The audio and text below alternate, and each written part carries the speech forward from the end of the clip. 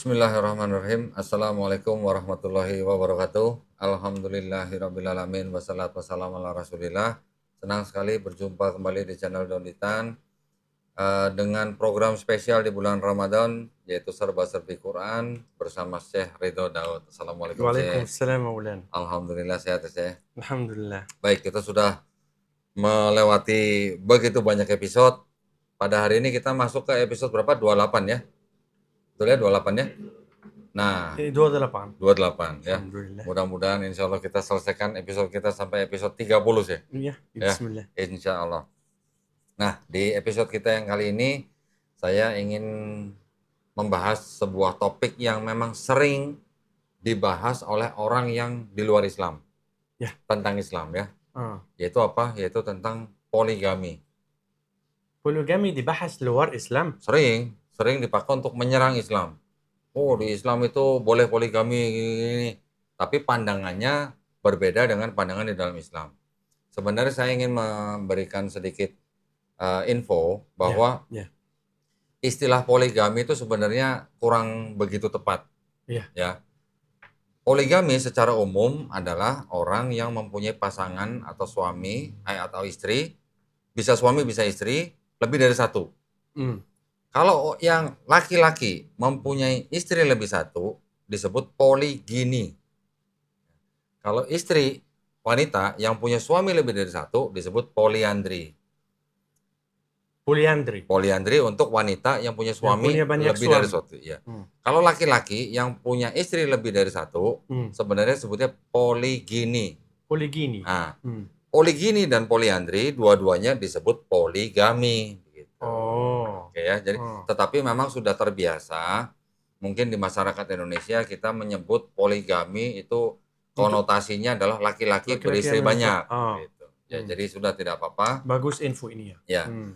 Baik, sekarang kita mau bicara tentang poligami di dalam Islam nih, Syekh. Tapi saya mau dengar dulu. Ya. Bismillah walhamdulillah wassalatu wassalamu ala rasulillah ma ba'd. Saya mau dengar dulu bagaimana di poligami di Islam di mata orang yang non-Islam. Ya. Bagaimana? Jadi, ya ini kan menurut perkembangan zaman ya. Perkembangan zaman memang moral kadang-kadang dibuat standar sesuai dengan perkembangan zaman, moralnya. Iya. Oke. Jadi orang makin modern memang makin memandang bahwa poligami itu bukan tindakan yang bagus. Karena dianggap menjadi penyebab keretakan rumah tangga. Ya, istri pertama nanti sedih. Bisa juga nanti anak-anak jadi korban gitu. Ini pandangan di luar Islam tentang poligami. Nah, di dalam Islam sebenarnya poligami itu kan dibolehkan tapi bukan diwajibkan. Ya, berbeda kan? Mubah tapi bukan wajib gitu. Betul begitu kan Syekh ya? Betul. Nah, jadi sebenarnya kalau di dalam Islam poligami itu adalah sebuah solusi daripada beberapa permasalahan yang bisa diselesaikan dengan poligami. Gitu. Contoh misalnya, suami istri misalnya, yang istri misalnya sakit, tidak bisa punya keturunan misalnya, terus kemudian juga jumlah wanita di seluruh dunia nih lebih banyak daripada laki-laki, itu juga bisa diselesaikan solusinya dengan poligami. Itu salah satu beberapa pemikiran di dalam Islam. Tetapi juga sebenarnya yang kita perlu ketahui, Islam datang bukan untuk mengajarkan poligami, tetapi Islam datang untuk membatasi poligami. Itu sebelum Quran diturunkan, bangsa Arab Quraisy pada saat itu sudah punya banyak istri. Ya betul. Ya, dan unlimited. Ya unlimited betul. Bisa 10, sampai diwariskan. Bisa 100, bisa diwariskan malah ya. Bangsa-bangsa di luar Arab, ya, bangsa Yahudi yang kita kenal juga nabi-nabinya juga hampir semuanya juga poligami. Di dalam Bible kita bisa cek, itu kira-kira ada 28 tokoh di dalam Bible yang poligami. Termasuk Nabi Abraham, termasuk Nabi Musa. Nabi Musa pun poligami. Nabi Daud, istrinya 300. Nabi Salomo atau Sulaiman alaihissalam, istrinya 700. Gundiknya 300. Jadi 1000 totalnya. Nah, jadi maksud saya, poligami ada dari zaman dulu. Ya, jadi poligami di bangsa-bangsa sebelum diturunkan Quran sudah ada. gitu ya, sudah ada. Tetapi ketika Islam turun dengan Quran, justru poligami itu yang dijadikan istilahnya atau diatur. Gitu. Diatur, sistematik. Ya, boleh maksimal 4, ya, tetapi syaratnya berat gitu. Ada syaratnya. Jika kamu bisa adil, baru kamu boleh menikahi 2, 3, 4 gitu ya. Itu maksudnya menikahi 2, 3, 4 itu 2 ditambah 3 ditambah 4 atau bagaimana sih? Di dalam Al-Quran, inkahu ma ta'awudhu billahi minasyaitonir rajim, bismillahirrahmanirrahim. Bismillah, alhamdulillah, wassalatu wassalamu ala rasulillah, ma ba'd.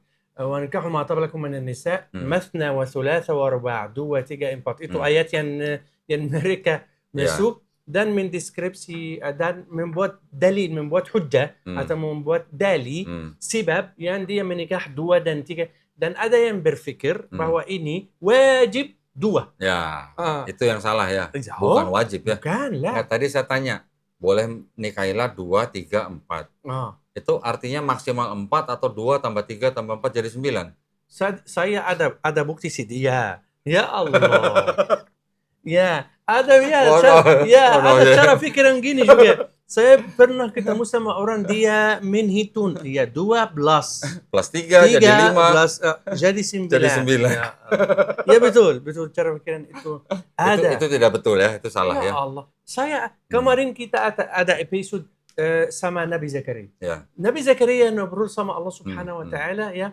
Anna yakunu li ghulamun wa qad balagani al-kibar. Saya udah tua dan istri saya tidak bisa kandung, aqir. Jadi di sini stop.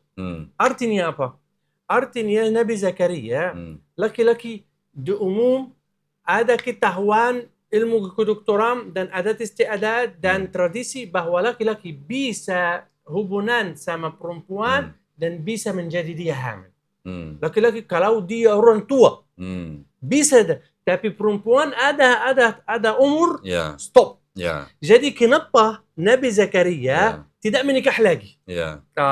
Nomor 1. Nabi Zakaria di sini dari cerita kemarin. Itu nomor 1. Nabi Zakaria bukti bahwa dia tidak menikah. Walau istri, padahal istrinya orang aqir tidak bisa menikah. Tapi dia laki-laki bisa. Kenapa tidak menikah lagi? Nomor 1. Nomor 2. Muhammad, kenapa Muhammad tidak menikah lagi selama hidup Khadijah? Ya, betul. Tidak poligami. Tidak poligami. Satu hanya satu. Ali dan Fatimah. Kenapa tidak menikah lagi? Satu. Zainab anak Muhammad yang meninggal saat umur Muhammad. Suaminya yang jatuh cinta sama dia. Kenapa tidak mempoligami? Itu contoh juga banyak. Jadi, tapi kenapa Muhammad 9? Kenapa Muhammad? Itu yang mau saya tanya juga. Kenapa Muhammad 9? Kenapa Muhammad 11? Atau seperti itu. Jadi, Muhammad, kamu berpikir bahwa Muhammad beruntung. Ada banyak perempuan, menikah banyak kali. Tapi Allah Subhanahu wa taala menyebutkan, berfirman dalam Al-Quran, la yahillu lakan nisaa min ba'd. Artinya apa? Stop. Tidak menhalalkan bagi kamu perempuan selain yang kamu udah menikah. Itu siapa yang luas, siapa yang beruntung, siapa yang tidak. Saya yang beruntung. Nabi Muhammad, Nabi kita tidak beruntung. Karena apa? Saya dibolehkan menikah 4. Bisa cerai semua, bawa 4 baru. Muhammad tidak. Itu salah satu ya. Muhammad tidak boleh. Karena Allah Subhanahu wa taala tidak menhalalkan bagi kamu perempuan selain yang kamu udah nikah. Baik 9 atau 11. Udah stop. Kamu tidak boleh nikah lagi dan tidak boleh mengganti. Itu disebutkan dalam Al-Quran. Padahal saya lebih free, lebih beruntung dari Muhammad sallallahu alaihi wasallam. Jadi saya bisa setiap tahun mengganti 4 perempuan pada 4 perempuan yang baru. Jadi siapa yang beruntung? Bukan Muhammad, saya. Itu satu hal ya. Satu hal. Tapi hal yang lain kan Nabi Muhammad SAW dengan istrinya yang lebih dari 4, walaupun itu adalah kekhususan. Tadi saya sudah bilang bahwa selama 25 tahun pernikahan Nabi dengan istrinya Khadijah, beliau tidak berpoligami. Satu. Yang kedua, ketika Nabi menikahi istri-istrinya, di situ juga Nabi mempunyai syariat ibadah yang berbeda dengan nabinya, dengan umatnya maksud saya. Ya. Jadi kalau sholat sunatnya Nabi itu adalah wajib buat Nabi, tapi buat kita sunat. Betul. Ya, kita tidak perlu. Itu ya segi yang lain. Berarti betul. Siapa yang beruntung? Ya, siapa yang beruntung betul. Betul. Siapa yang beruntung? Tapi maksudnya siapa yang beruntung ini maksudnya kita jangan iri ya. Kita tidak boleh iri atas kekhususan yang diberikan Allah Subhanahu wa taala kepada Nabi Muhammad SAW. Iri Muhammad, la ilaha. Kita akan iri sama Muhammad. Kalau mau iri berarti harus sholat tiap malam sampai kakinya bengkak-bengkak ya. Enggak seperti itu konsepnya. Enggak seperti itu dalam Islam. Biar para pemirsa khusus terutama perempuan tenang dan laki-laki juga tenang. Artinya apa? Kita menikah karena apa? Karena 4 sebab. Tapi asalnya apa? Membangunkan keluarga Islam. Kalau kamu udah ada keluarga Islam, istri memenuhi kebutuhan kamu, apa masalah kamu? Suatu hari Umar masuk pasar. Mana si fulan yang menjual di pasar, berdagang di pasar? Ya Amirul Mukminin, wahai itu saya. Ada apa ya Amirul Mukminin? Kenapa kamu mau cerai istri kamu? Final kuat, kamu tahu Umar. Saya tidak suka ya Amirul Mukminin. Itu hak saya. Dia bilang, bukan hak kamu. Itu tidak hubungan dalam Islam. Kalau kamu tidak suka cerai. Tidak. Keluarga Islam, itu kata Umar. Keluarga Islam tidak dibangun berdasar cinta. Keluarga Islam berdasar apa? Salim melengkapi, membangun. Membangun inti Islam yang benar. Keluarga Islam itu intinya. Muhammad menikah 11 atau ayang banyak 100. Oke? Muhammad cinta sama siapa? Satu. Jadi tidak didasarkan pernikahan untuk cinta. Itu kan bukan intinya juga. Biar bardu perempuan dan laki-laki. Kalau kamu sudah nikah tidak lagi mencintai istri atau istri tidak lagi mencintai kamu, itu bukan artinya cerai. Bukan. Kamu orang beriman, dia orang beriman. Duanya ada tujuan lebih besar dari hubungan bersetubuh. Kita ada tujuan lebih besar. Tapi, maaf kalau saya akan melanjut biar menjelaskan. Ada kecuali. Ada kecuali. Saya dipaksa nikah lagi, saya dipaksa nikah lagi. Kalau istri saya sakit. Sakit apa? Tidak bisa memenuhi kebutuhan saya. Baik di dapur atau baik di tempat tidur. Tidak bisa, saya dipaksa. Ada saya tidak bisa kandung pada tidak bisa hamil. Boleh. Tapi karena saya mencintai gini atau mau tidak seperti itu. Mau kamu ada masalah lagi. Itu yang saya mau menarik perhatian pemirsa yang di Indonesia terutama. Ada negara di Eropa menajak laki-laki dan membayar biar mereka menikah di negaranya. Kenapa? Kenapa? Karena di sana total jumlah laki-laki di negara ini kurang daripada perempuan. Jadi mereka menajak laki-laki biar membayar hidup dan nikah. Tapi karena mereka tidak ada aturan Islam, tapi aturan Islam membolehkan 4 karena hal yang seperti ini. Salah satu hal yang seperti ini. Kenapa kamu menajak laki-laki dari luar negeri? Gak usah.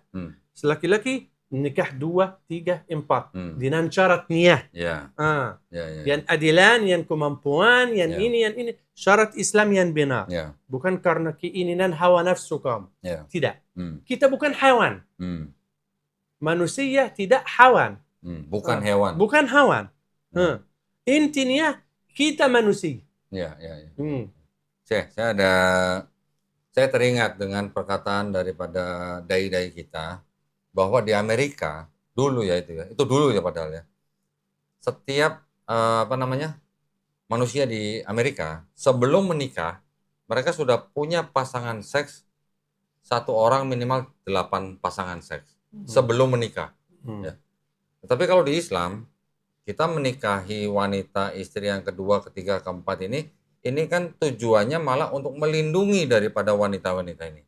Ya betul. Harkat dan martabatnya terjaga. Jelas ya. Kemanusiaannya. Kemanusiaannya.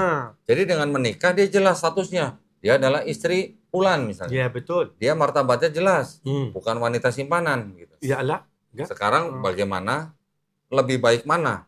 Satu laki-laki punya istri 4 tapi semuanya jelas, ya, atau satu laki-laki tapi punya 8 simpanan begitu, yang tidak jelas begitu. Nah, atau juga lebih baik mana? Satu laki-laki punya istri 4, tetapi laki-laki ini mungkin dia menikah dengan satu wanita, tetapi dia bisa melakukan zina di mana-mana. Ya. Nah, itu yang nauzubillah min dzalik. Di dalam Islam itu malah tidak boleh, gitu ya. Jadi memang masih banyak misconception terhadap poligami di dalam Islam, begitu sih. Enggak ada masalah di poligami. Tapi mungkin perempuan sifatnya yang melebihan masalah ini. Tapi tidak ada. Tidak ada. Dan tidak ada laki-laki sekarang ada kemampuan biar menikah 2 dan 3 dan 4. Tidak ada. Tenan. Mungkin ada, mungkin. Saya mungkin masih bisa melihat gitu ya. Tetapi artinya kan laki-laki yang sudah berani melakukan poligami, seharusnya dia melakukan itu karena memang bukan perintah, artinya mengikuti syariat daripada Islam. Boleh juga. Bukan asal dari hawa nafsu gitu ya. Bukan. Hawa nafsu itu saya hawa. Ya. Kalau hawa nafsu. Saya hawa. Tapi ada kecuali juga sebelum kita selesai. Ya. Ada beberapa laki-laki. Kalau contohnya, saya suka nasi biryani karena orang Arab. Saat masuk restoran, ya saya makan 2 piring. Ada orang melihat saya 2 piring, dia makan 2 piring. Ya Allah. Banyak lagi. Banyak. Jadi saya bilang, apakah kamu perut saya sama dengan perut itu? Apakah kamu perut saya atau perut saya itu milik saya yang merasa? Ya. Jadi ada laki-laki tidak cukup satu perempuan biar memenuhi kebutuhan dia. Ya. Boleh juga. Ya. Dia yang tahu. Terhadap Allah. Karena halal. Nikah 2, 3, 4 halal. Jadi tergantung apa hawa nafsunya dia, bisa satu perempuan cukup atau tidak. Karena saya makan 2 piring. Yang tahu laki-laki itu sendiri ya? Ya, sendiri. Sama Allah. Allah yang akan menghitung. Karena saya makan 2 piring, kamu makan 1 piring. Tetapi kan ada syaratnya. Pasti ada syarat. Syaratnya kalau mau menikah 2, 3, 4 kan harus adil. Harus adil dan kemampuan. Tapi maksud saya, kalau saya mengikatkan laki-laki biar tidak menikah dipaksa, padahal dia butuh, bagaimana? Zina? Tidak, nikah. Juga ada harus perempuan yang dia khawatir di poligami. Ya, harus dia berpikir juga. Menjadi juga dia berakal. Tidak memaksakan suami menjadi zina. Kalau dia sifat laki-laki, tidak butuh satu perempuan. Karena ada laki-laki tidak butuh untuk dia satu perempuan. Seperti contoh yang 1 piring atau 2 piring. Kemampuan dia. Jadi harus kita tidak mensulitkan jalan bagi perempuan atau laki-laki di poligami. Kamu perempuan dan laki-laki yang bisa menggambarkan kondisi mereka diri sendiri. Itu maksud saya. Masya Allah ya. Jadi cukup jelas ya. Berarti sebenarnya poligami di dalam Islam itu malah boleh dikatakan sebenarnya adalah solusi. Solusi, bukan masalah. Tapi digunakan dengan laki-laki atau perempuan kurang ilmu, kurang agama, kurang ini. Itu. Dan perempuan misalnya dia mau menikah dengan laki-laki, betul enggak Syekh bahwa perempuan ini diberikan hak untuk tidak mau dipoligami sebelum menikah? Ya, punya hak. Punya hak kan? Punya hak. Jadi bisa surat perjanjian begitu? Kalau melalui surat perjanjian atau melalui adat istiadat atau tradisi. Bisa melalui gini, seperti apa? Perempuan manusia. Dan dasarnya dia saudara saya. Istri saya, sebelum menjadi istri, dia saudara saya. Dan sesudah dia menjadi istri, dia tanpa hubungan kuat. Jadi istri dan saudara. Saudara beriman dan istri. Jadi tidak bisa saya menabaikan harga dan nilai dia. Artinya apa? tidak bisa saya menghindari dia dan menikah tanpa izin dia atau tanpa kasih dia tahu, bukan izin. Tanpa saya ngobrol tentang agama, bukan ngobrol tentang peraturan Indonesia. Agama. Saya harus sekurang-kurangnya, maaf saya akan nikah. Minimal kasih tahu. Kasih tahu. Bukan minta izin. Bukan minta izin. Menurut saya tidak minta izin karena di agama bukan peraturan. Peraturan harus kasih izin dan minta izin dan dia terima atau tidak. Tapi Islam tidak. Tidak izin. Itu bukan anggap izin. Tapi kasih tahu. Hanya kasih tahu. Karena dia saudara kamu. Apakah kamu terima saudara darah daging dilakukan seperti ini sama suaminya? Tidak suka. Karena kita manusia pada dasar.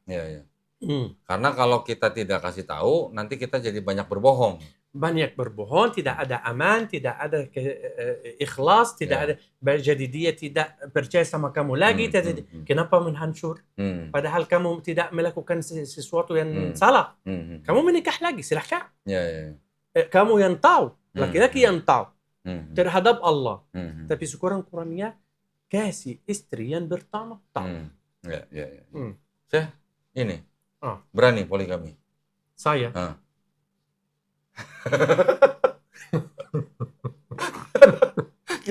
Giliran ditanya dia sendiri nggak bisa jawab.